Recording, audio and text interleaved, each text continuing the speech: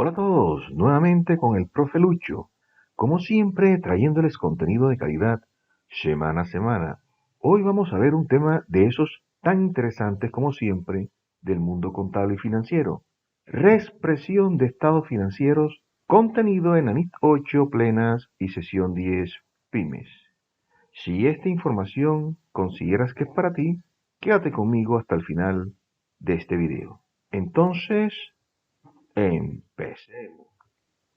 Tanto las NIC completas como las NIC pymes establecen que un cambio en políticas contables, a menos que obedezca a modificaciones a las NIF o a nuevos estándares establecidos y las disposiciones transitorias establezcan otra cosa, debe generar una aplicación retroactiva, afectando los estados financieros desde el periodo más antiguo presentado. Algo similar ocurre con la corrección de errores materiales, lo cual conduce a la reexpresión retroactiva de la información financiera. Por eso te invito a que veas la NIT 8 y sesión 10. En cuanto a la interpretación que podemos hacer de esta normatividad, si se toma esta disposición como una instrucción contable, sería necesario recomponer los libros de contabilidad desde el inicio del periodo más antiguo presentado, que en el caso del grupo 1 llevaría en la práctica a reexpresar 3 años, en el grupo 2 a reexpresar 2 años, para el caso de cambio en políticas contables o la corrección de errores de varios años de antigüedad. Como pueden ver, es claro que esto es absolutamente ineficiente e inaplicable. Ahora veamos. La solución sería diferenciar la contabilidad de las NIF. Los estados financieros que deban reexpresarse son los comparativos, porque los del periodo actual no requieren reexpresión. Siendo así, la disposición del Código de Comercio que indica que el revisor fiscal debe verificar que los estados financieros han sido tomados fielmente de los libros. Artículo 208.4. Debe entenderse con relación a los estados financieros del ejercicio, o sea, los actuales, porque los comparativos han sido reexpresados como consecuencia de los cambios en políticas contables o la corrección de errores, pero en su momento también fueron fielmente tomados de los libros. En otras palabras, el efecto en la contabilidad se da en el periodo corriente, pero para efectos de presentación los estados financieros deben modificarse. Por su parte, el ajuste correspondiente debe reconocerse en la contabilidad cuando se presente, afectando, si es el caso, las ganancias acumuladas. Veamos un ejemplo práctico.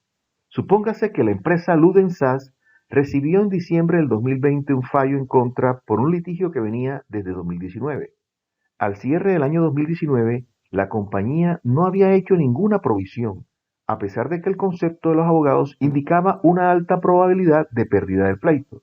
En este contexto, al aplicar las NIF, la entidad debería reconocer un error y registrar contra las ganancias acumuladas la provisión estimada por los expertos al cierre del año 2019, la cual para este caso eran 600 millones de pesos. El fallo finalmente fue por 700 millones de pesos. En el ejemplo se desestima el efecto financiero y se asume una tarifa de imporrenta del 33%. Entonces vamos a ver cómo lo desarrollamos. La información del estado de situación financiera y del estado de resultado es la que están viendo aquí en pantalla para el año 2019. En la primera columna podemos ver lo que estaría sin reexpresar, o sea, lo que está errado, y en la segunda columna vemos lo que está reexpresado, o sea, cómo debería haber quedado. Entonces tenemos la utilidad antes de impuesto, el impuesto de renta y la utilidad neta. Con respecto al tema de la reexpresión, ahí vemos que la diferencia serían los 600 millones de pesos que están afectando la utilidad antes de impuestos. Ahora veamos cómo quedaría el estado de situación financiera. Si vemos, tenemos unos activos corrientes, un activo por impuesto diferido para la columna sin reexpresar del año 2019 y para la columna del reexpresado.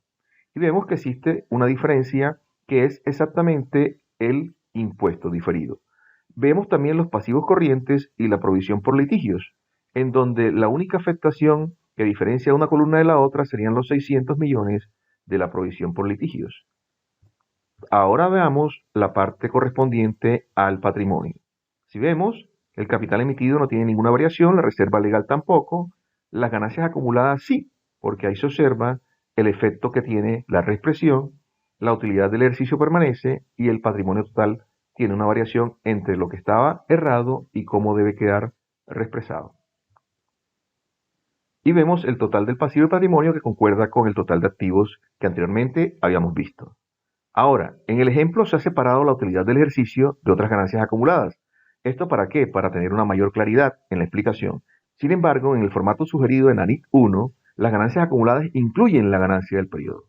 Como la situación se descubrió apenas en diciembre del 2020, como lo veíamos anteriormente, el registro que quedaría en la contabilidad sería el siguiente. Ganancias acumuladas 402, activos por impuestos diferidos 198 y provisiones por litigios 600.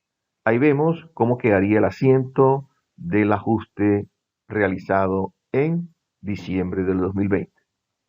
Entonces miramos que al cierre del año 2020, al efectuarse el desembolso, se cargaría una pérdida adicional de 100 millones de pesos, cancelando la provisión correspondiente. Sí, porque teníamos 700 millones como lo que realmente se dio y 600 millones que se habían provisionado. De ahí la diferencia de 100 millones de pesos. Ahora, el impuesto diferido se compensaría al hacer efectiva la deducción por la pérdida. En los estados financieros al cierre del 2020, las cifras quedarían correctamente afectadas, dado que el efecto del año son los 100 millones de pesos y el efecto del impuesto correspondiente.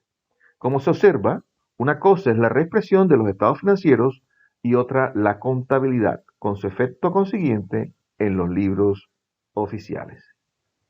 Como conclusión de este tema y este ejemplo práctico, la reexpresión retroactiva de los estados financieros se presenta cuando se han encontrado errores materiales, omisiones o inexactitudes en la información financiera, y se procede para corregirlos, no a una nueva publicación de estados financieros, pues estos ya han sido compartidos a diferentes usuarios como tal de la información financiera, sino a la presentación de los mismos, de modo tal que al revisarlos no puede inferirse el error anterior, incluyendo una reexpresión del periodo comparativo. Finalmente, te puedo decir que al hablar sobre este tema de reexpresión de estados financieros, concluimos que es fundamental hacerlo a tiempo, es decir, en el momento en que se presenta la reconversión, de forma que el trabajo contable no se atrase y se pase a los procesos de auditoría, es decir, a los de revisión por parte de la revisoría fiscal o el auditor externo contratado. Espero que toda esta información haya sido de vital importancia para tu conocimiento. Nos estaremos viendo en una próxima oportunidad, no sin antes decirte que le sigas dando like a todos estos videos y los sigas compartiendo con muchas más personas. Nos vemos muy pronto. Bye bye.